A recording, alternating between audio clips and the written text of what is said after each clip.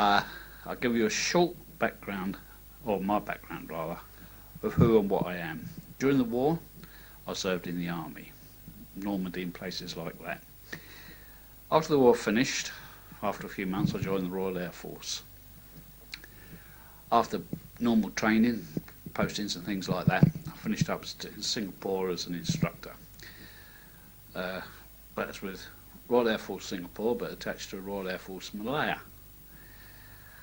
And I lived in a bungalow on the station of Seletar, and travelled to and from the airfield a couple of times a day. Now, in Singapore, nearly every day it rains. Now, it can be quite heavy rain, quite light rain, but practically every day it rains.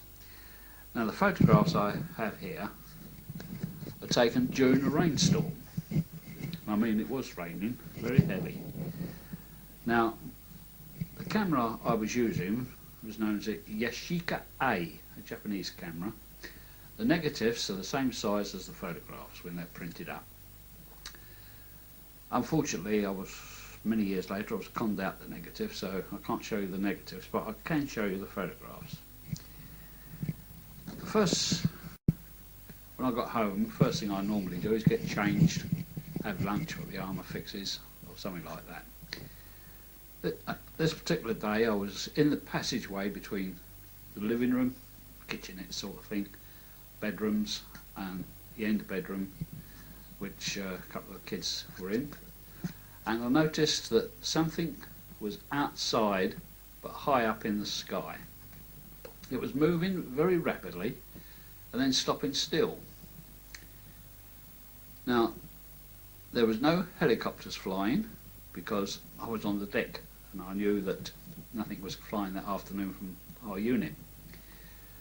I picked up my camera, which was laying on the bed. As I say, I was outside the bedroom in the passage, and took a photograph.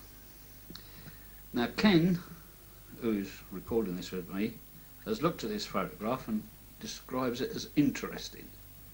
All I can describe it is as a little dot with a kind of a cross on the top of it. There it is. Little tiny dot with a cross.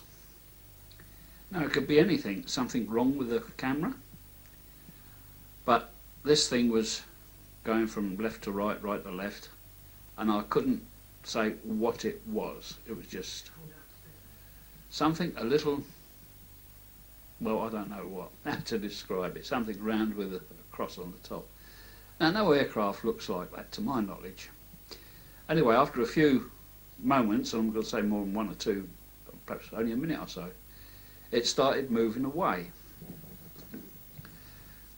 I took another shot of it. On this one you can see it's very heavy rain, like the other one, but just below the tree there you can see a little dot. Now, comparing these two, it's travelled some distance in a matter of time. It's not about rewind camera, by the way, flash one and gone again. Now, all that is, you can see there, is a little tiny dot.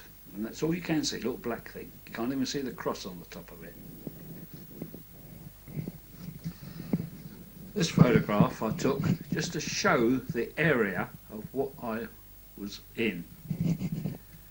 As you can see, the bungalows, there are several of them obviously, all married quarters, and you can see the heavy type of rain. There is nothing on that photograph of anything.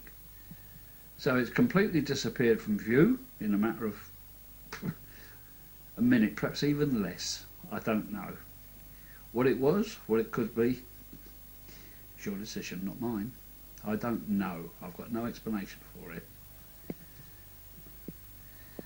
That evening, I was sitting on the veranda, and something attracted my attention. There was a flashing light in the sky, and it was travelling fast. I went indoors again, picked up the camera, and went out, and in the viewfinder I could see this flashing dot. Now, if you swing a camera of a night time and show stars, the stars are silver type streaks. I think the camera was set for something like 1,000, something like that. Half a second, I don't know. Can't remember. But if you look at this, you'll see the stars are quite bright. But there's, in the centre, there's a kind of a double flash. Brilliant white double flash. Not an aeroplane. I can guarantee that because I'd have heard the engines or no, well, obviously I know what an aeroplane looks like. Again, no explanation. And if you think I don't know what aeroplanes look like, there's me getting out my chipmunk. Yeah, that's me. Ken's examined the photograph and he does state that it definitely is me getting out the chipmunk. So I've got quite a number of flying hours on different types of aircraft. That, of course, is training aircraft, taken to Sleater. Right, I can only say that what those photographs are, what was taken during the day, during a rainstorm, the other one at night, I don't know. And I would emphasise, I do not know. The only reason I'm showing these is because I spoke to Ken some time ago and he wanted to see them. And he, as I said earlier on, he describes it as interesting. Okay, we'll pass on a few years. I left the Royal Air Force and I was granted a Generalist Class A commission, Army that is. Again, back to the old square one business, you know. Now I was in charge of the Sharnbrook detachment. At the time I was living on the main A6 just before you get to Sharnbrook Crossroads. The house is on the right hand side as you're going towards Rushton. Now I had a family, still got them as a matter of fact, we're all moved away, thank goodness, all married. And the children, two of the youngest ones, around about 12, 13 at the time, I think the girl was about 11, we're getting ready for school. At the time, although as I said, I got the reserve commission, I was a car salesman, so I was in no hurry to get to work. I got one or two calls to make that morning, and looking out the window and going out to the street with the kids, the road rather, it was very thick fog. In fact, the traffic was just crawling past the house. And I mean very, very slow. The A6 is a very busy road, but that morning it was very, very slow traffic, grinding away second, third gear sort of thing. I couldn't see across the road from the house, distance of about perhaps 25, 30 yards maximum. Anyway, the children turned right and they went down to the crossroads, walked down on the grass to the crossroads where they picked up the school bus what took them into Sharnbrook. I returned into the house. I think I was going to read the paper or something. A few minutes later they both came in. Now, to describe the brother and sister, they were brother and sister, but they were never emotionally involved with each other, sort of. They looked after each other, but that's as far as it went. They were best of friends, but you couldn't say they were sort of immured with each other. They used to squabble like kids normally do. I said, "What you come back for?" Been a bit cross with them. "We don't want to go to school." I said, "Why not?" And they sort of, both of them, give me half a dozen different reasons why they didn't want to go to school. Well, being a father, obviously, I went to find out what had scared them, thinking, obviously, there's somebody down the road. I walked down to the crossroads. By this time, of course, the school bus had just about gone, so I wasn't bothered about that then. And wanted to see what was scaring the kids. I walked across the road, the small back road there, and approaching the fence, which is a ordinary wooden fence post and cross pieces, there was something, I don't know what it was, something in front. But I couldn't make out what it was. It was like a oval thing. So obviously solid, but I couldn't describe any width, height or anything. It was just something in front of me. I thought, well, that's strange, because knowing that field, you've got nothing in that field normally. It was sometimes a horse or something in there. Johnny Abrams field, incidentally. I'd started to climb over the fence. Now, I'm not going to say it went up in the air, never went sideways, but what it did do was to go away from me. No sound, and the shape very quickly dissolved. And what I mean by that, it just went out of my sight, what I could see of it. I couldn't even say it was coloured, I couldn't even say describe the complete shape of it, but it just went. I don't know what it was. The kids, when I went back, they said something like, "Did you see?" I said, "See what?" Then they started again, you know, "Oh, we didn't want to go to school business." Now, I don't know, there's no explanation for it. I didn't go to work that day, I didn't bother, and stayed with the kids all day. A couple of days later, I was on parade. Now, I used to take home the people who couldn't make their own way back, quite some way sometimes. Some of them came with their parents, fathers, mothers, uncles, whatever they were, couldn't pick them up. I used to take them. I think it was a 1600 Victor saloon car I had at the time, and I took 4 or 5 of them with me, crowded up, Thurley, Risley and that area, farms, odd one here and there, and we come back past the airfield, leaving Thurley airfield on our left. I say our because my son was with me.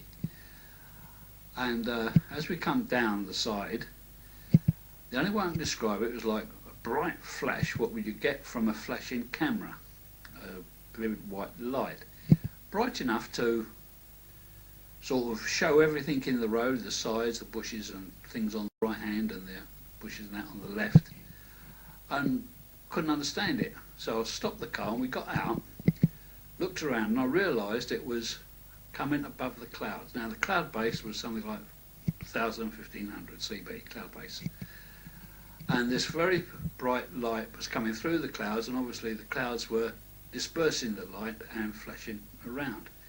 These flashes were continuous, a matter of about a quarter of a second, flash, off, flash, off, flash, off, flash, just like that. As we were looking, it moved from our left instantly, and that's the only way to describe it, instantly, fairly well over our left and the other side of the airfield, still flashing. We watched it for a few more moments, got into the car and went round. As I say, I lived on the A6. Now, this is a point here. This is exactly the point where I lived. That little tiny triangular area laying there. The road I come down is this one here. As you can see, Thurley there, airfield lays over that side. So that's the back road I come down. Now, as you can see, that I was quite intrigued by what I'd seen. Now then, that little tiny dot there is where I actually lived. Outside the house was a public telephone. I think it's still there. And I phoned the duty officer of Thurley. Now, as I said, I was commissioned, so I took a chance and said, I can't remember exactly whether I was a lieutenant or a captain at the time, but I used my appointment and asked to speak to the duty officer or duty controller. Somebody came onto the phone, I can't remember his name, and I said who I was, and I said, could you tell me what aircraft you got flying? He said, we haven't got anything flying. I said, what about helicopters then? He said, we haven't got any helicopters flying, got nothing flying. So I said, what's that white flashing light over the airfield? He said, we do not discuss anything like that. And he put the phone down on me. Strange. That's the only way to describe it. What was in the field? I don't know. What was those lights? I don't know. But I can tell you this. My son is married, lives away from Bedford now, married, his own family. My young daughter is married with her own family, and neither of them, if they can obviously avoid it, will not go down that side road. Funny, isn't it, after all these years? If I ever tackle about them, what's that? They will not discuss it.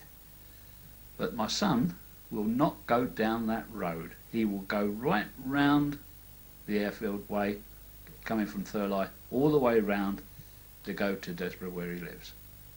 He will not travel down that back road round the Thurley airfield, day or night. 30-year-old boy now, or turned 30. I can't explain it.